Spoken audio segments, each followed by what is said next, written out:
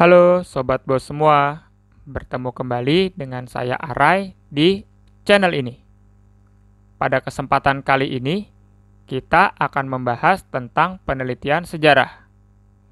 Secara umum, penelitian adalah cara ilmiah untuk mendapatkan data dengan tujuan dan kegunaan tertentu.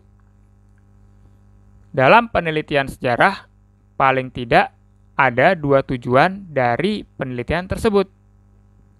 Yang pertama, mendeskripsikan gejala atau mencari tahu mengapa peristiwa itu bisa terjadi. Kedua, merekonstruksi masa lalu atau menyusun kembali peristiwa di masa lalu dalam bentuk tulisan. Ada 5 langkah dalam penelitian sejarah. Pertama, menentukan tema penelitian. Kedua, mencari sumber penelitian atau heuristik. Ketiga, kritik terhadap sumber yang telah ditemukan atau verifikasi.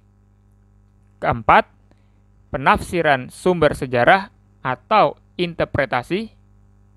Dan terakhir atau kelima adalah penulisan sejarah atau historiografi. Pertama adalah pemilihan tema. Ternyata banyak loh tema-tema yang dapat kita jadikan sebagai bahan penelitian sejarah. Seperti tema sejarah nasional, sejarah lokal, sejarah sosial, sejarah politik, sejarah perekonomian, dan masih banyak lagi sob.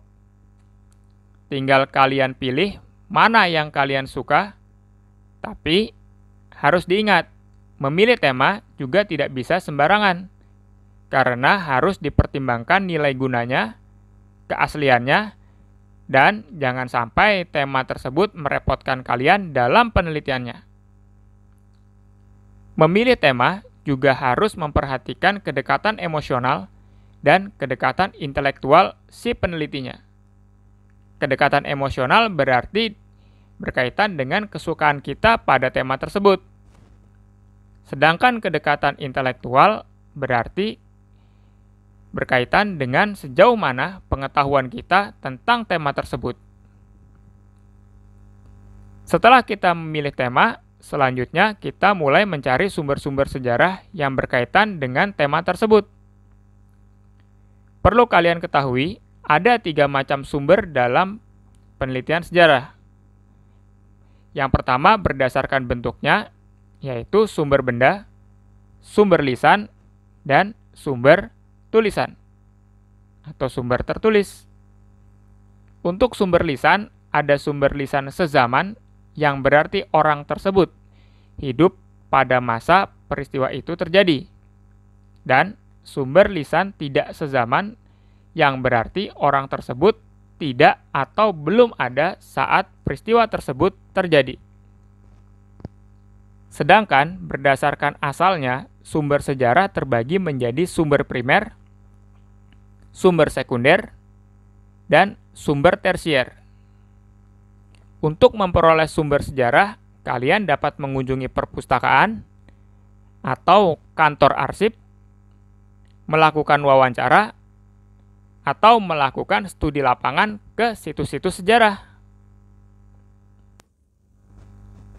Setelah seluruh sumber kita peroleh, selanjutnya kita melakukan pengujian terhadap sumber tersebut atau melakukan verifikasi.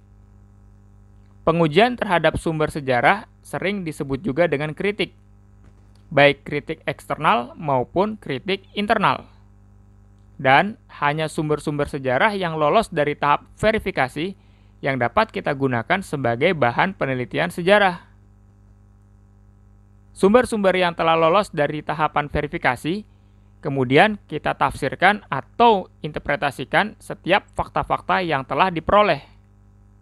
Di tahap interpretasi ini juga kita menyatukan berbagai data dan fakta yang kita peroleh tadi. Nah, tahapan terakhir dalam penelitian sejarah adalah historiografi, atau yang sering dikenal dengan penulisan sejarah.